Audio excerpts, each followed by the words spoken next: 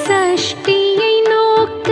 சரவண பவனார் சிஷ்டருக்குதவும் செங்கதிர்வேலோன் பாதம் இரண்டில் பன்மணி சதங்கை